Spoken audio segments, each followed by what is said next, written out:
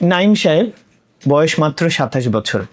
একটি সমস্যা নিয়ে আমার কাছে এসেছেন, সেটা হচ্ছে তার মেরুদণ্ডের একদম শেষ মাথায় ব্যথা করে।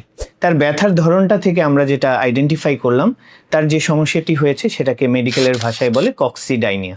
পেশাগতভাবে উনি দীর্ঘ সময় চেয়ারে বসে কাজ করেন এবং লম্বা সময় ধরে তার একই পজিশনে বসে কাজ করতে হয়। উনি মূলত ভিডিও এডিটিং বা গ্রাফিক্স ডিজাইন এই সমস্ত কাজ করেন।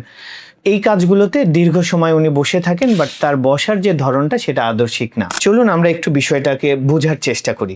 আমরা স্বাভাবিকভাবেই এই মেরুদণ্ড এবং এটা হচ্ছে পেলভিস বোন, এটাতে আমরা বসি মূলত এই দুইটা হাড়, যেটাকে আমরা ইসচিয়াল টিউবারসিটি বলি, ইসচিয়াল টিউবারসিটির উপর ভর দিয়ে।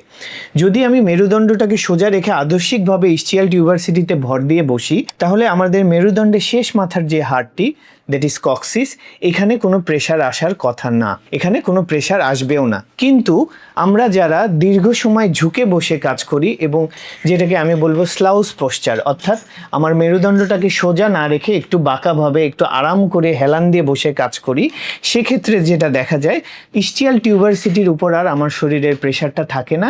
এই প্রেশারটা চলে যায় মেরুদণ্ডের একদম শেষ মাথায়, যেটাকে টেইল বোন বলে বা কক্সিস বোন, এই বোনসের উপরে।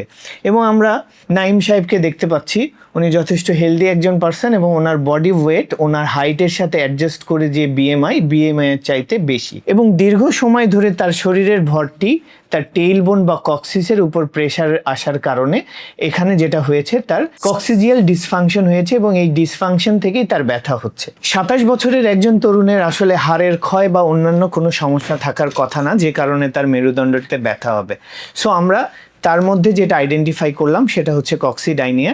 এখন ফিজিওথেরাপিউটিক অ্যাসেসমেন্টের মাধ্যমে আমরা কক্সিডাইনিয়ারটি শনাক্ত করলাম। এক্ষেত্রে আমরা এখন তার পশ্চার কারেকশন, মোবিলাইজেশন, ম্যানিপুলেশন এবং তাকে হট বাথ সহ আরও কিছু উপদেশ আমরা দিয়ে দিচ্ছি, যেটার পরিপ্রেক্ষিতে উনি বাসায় কিছু এক্সারসাইজ পালন করবেন এবং উনি ওনার পেশাগত দায়িত্ব পালনের ক্ষেত্রে তার সঠিক বসার ভঙ্গি বা পশ্চার যদি মেনে চলেন এবং অল্প কিছুদিন ফিজিওথেরাপি চিকিৎসার তত্ত্বাবধানে থাকেন, আমি আশা করি খুব শীঘ্রই উনি সুস্থ স্বাভাবিক জীবনে ফেরত যাবেন।